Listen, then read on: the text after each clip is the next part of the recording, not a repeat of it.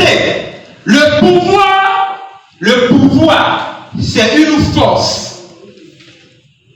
C'est ça le pouvoir. Le pouvoir, c'est une force et une autorité qu'on peut recevoir de quelqu'un. On ne se lève pas pour avoir le pouvoir. Même le président de la République, mais il n'a pas le pouvoir. On lui a remis le pouvoir. Qui est-ce qui remet le pouvoir au président de la République? Qui va me dire ça? Je pensais qu'il y a des intellectuels. La Cour constitutionnelle, c'est la Cour constitutionnelle qui remet le pouvoir au président. Et quand le pouvoir se remet peut-être par des médailles ou bien, souvent c'est des médailles.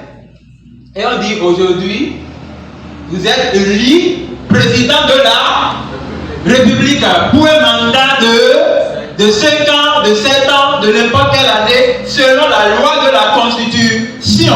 Amen. Et là maintenant, ça veut dire qu'à partir de ce moment, on a déclaré, selon la loi numéro tel, voilà, vous êtes devenu président. Le président a pris un mandat de 5 ans ou de n'importe quelle année. Et à la fin de la même date, de l'année, du nombre d'années, il n'est plus président. Ça veut dire que son pouvoir a de limites, ça a de délai.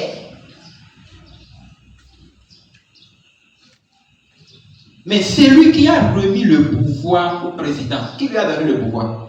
Dieu. Qu'est-ce qu'ils sont en train de dire dans ça? Hein? La population. Ah bon? Oui. Les citoyens. Ah bon? Hein? La cour judiciaire. Ah bon? Naviguez. Donnez-moi une réponse. Peut-être ça va marcher. Oui. L'État. Ah bon? Continuons. Dieu. Ah bon? Continuons. Amen. Celui qui a donné le pouvoir au cours constitutionnel, c'est l'État. Mais pas directement, de façon indirecte. Comment? Le président de la Cour constitutionnelle qui donne le pouvoir au président de la République, il a étudié la loi. Qu'est-ce qu'il a dit? Il a étudié la loi. Oh, la loi c'est Dieu. La loi c'est l'État. Oh, on est dans la parole de Dieu. La loi c'est l'État. Allez lire. Dans les encyclopédies qui parlent de l'État, de la loi constitutionnelle, de la loi sociale, de la loi politique, de la loi judiciaire, de la citoyenneté, lisez le livre de contrat social de Jean-Jacques Rousseau. Lisez Emmanuel Kant, eux qui ont raconté les histoires, vous allez voir. Ils ont même cité même les références bibliques où l'apôtre Paul parlait. Ils ont nommé tout. L'État, c'est la loi. Et la loi, c'est Dieu. Maintenant, c'est lui qui est le constitutionnel. Personne ne peut dire que c'est lui qui lui a donné le pouvoir. Parce qu'il a pris le temps de faire la loi, le droit. Il était devenu avocat. Il est devenu après juge. Après, il est greffier. Il devient procureur. Il est passé d'une étape à une autre. Un jour, on l'a nommé président de la Cour. Maintenant, ayant le pouvoir constitutif, il a le droit de transmettre le pouvoir au président de la République. C'est pourquoi dans un pays, si le président de la République et le président de la Cour constitutionnelle ils sont comme ça, le président ne va jamais abandonner le pouvoir. Même si vous passez aux élections et il a 2%, on va le déclarer vainqueur. Maintenant, donc quand je dis ici, je vous donne le pouvoir, il ne nous a pas élus. Ça veut dire que nous, ce n'est pas élection. Ce n'est pas que on a fait 1, 2, 3, 4.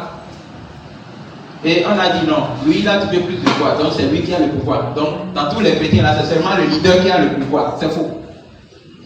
C'est nous tous. Jésus a dit, je vous donne le pouvoir. Donc il parle de nombreuses personnes. De nombreuses personnes. Écoutez-moi, si vous avez ce pouvoir, il n'a pas dit qu'il vous donne seulement un seul pouvoir. Il dit le pouvoir. Le pouvoir, ça veut dire le pouvoir en général. Mais dans quelles conditions nous pouvons être pour bénéficier de ce pouvoir? Parce que si nous retournons dans le monde, quelqu'un qui veut devenir président de la République, tout ce qu'on peut dire, est-ce que c'est quelqu'un de simple? Hein? Non. Il doit remplir certaines formalités, non? Oh, allez vérifier. Pourquoi vous me regardez comme c'est la fraîcheur là? Il est bon de louer Dieu. Alléluia. Ok. Celui qui veut être président de la République, il doit remplir certaines formalités. Dans certains pays, il doit être quelqu'un dont le casier judiciaire n'a jamais été touché.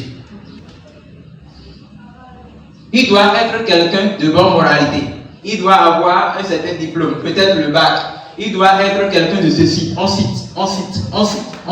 S'il remplit toutes ces formalités, on passe à la phase 2. Il va payer le quota présidentiel. Ça veut dire que pour être président, peut-être il faut verser une somme de 20 millions. Bon, il doit être dans un parti politique. Ça, c'est le parti politique. Bon, là, il doit être ceci. S'il remplit toutes les formalités maintenant, il est admissible pour la candidature présidentielle. C'est aussi comme ça ici, je vous parle. Quelqu'un qui doit avoir le pouvoir dont Jésus parle, il doit avoir aussi certaines qualités de vie. C'est à cause de ça que tout le monde ne possède pas ce pouvoir. De toute façon, Jésus a guéri dans la Bible. Jésus n'a pas fait seulement un seul miracle, non? Jésus n'a pas fait 2 miracles, non? Jésus a fait 5 miracles seulement. Il a fait plusieurs. Mais aujourd'hui, dans le corps du Christ, pour prier même pour un mal de tête, tu pries, tu transpires. Au nom de Jésus. Et le mal de tête ne sent même pas si on l'a touché. Pourquoi? Parce que on a déclaré le pouvoir, mais toi tu n'as pas reçu le pouvoir. Alléluia. Alléluia. Alléluia. Amen. Le premier point, pour posséder, pour être en possession du pouvoir dont parle Jésus ici, nous allons voir le premier point, la soumission à la parole de Dieu. La soumission à la parole De Dieu. Répétez avec moi là. La soumission à la parole de Dieu. Jacques chapitre 4, verset 5 à 8. Jacques 4, verset 5 à 8. L'épître de l'apôtre Jacques, chapitre 4, verset 5 à 8. Verset 5. Oui. Croyez-vous que l'Écriture parle en vain? C'est avec jalousie que Dieu chérit l'esprit qu'il fait habiter en nous. Écoutez, croyez-vous, frère, croyez-vous, sœur, que l'Écriture parle en vain? L'Écriture, la Bible qui nous enseigne ne parle pas en vain, car Dieu est un Dieu jaloux. C'est avec la jalousie qu'il chérit l'esprit qu'il a mis en nous. Ça veut dire que toi, tu as dit que tu es un chrétien, mais tu n'as pas l'esprit de la soumission. Dieu, des fois, il est jaloux.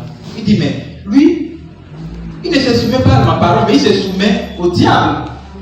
Lui ne se soumet pas à ma parole, mais il se soumet à la chair. Lui ne se soumet pas, mais regarde comment il se soumet au gouvernement du monde. Tu n'as pas peur de Dieu, mais tu as peur du policier. Dieu, c'est un policier que moi j'ai enseigné à l'école. Il a le BPC. Mais moi qui l'ai enseigné, il a le BPC. La fois dernière, là. Et il est sur le sujet, c'est tu as peur de lui, mais tu n'as pas peur de Dieu.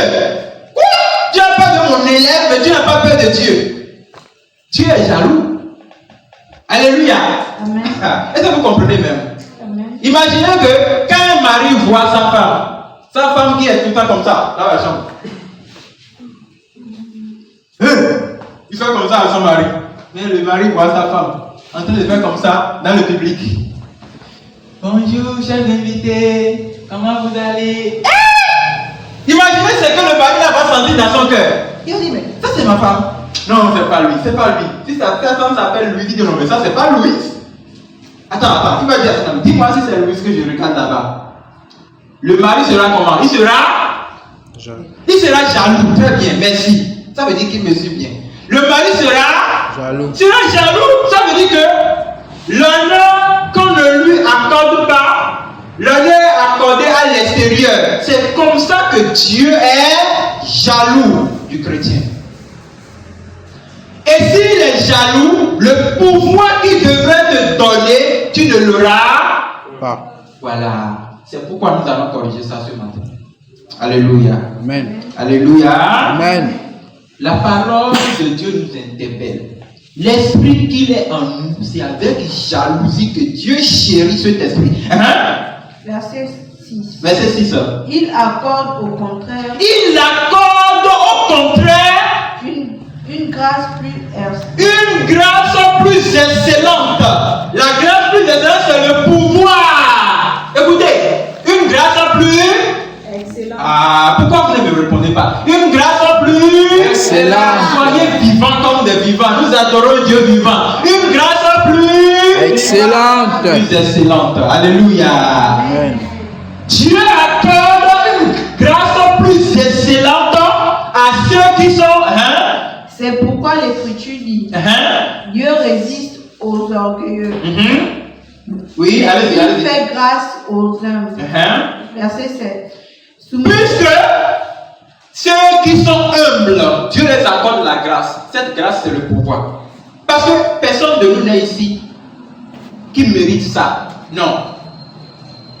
Dieu, il nous a lavé de nos péchés. Il nous a purifiés. Il nous a rendus purs. Après, il dit, frère Anselme, tu vois, tu es devenu une nouvelle Créature. Écoute, tous ceux qui deviennent nouvelles créatures, je les accorde, je les donne un pouvoir.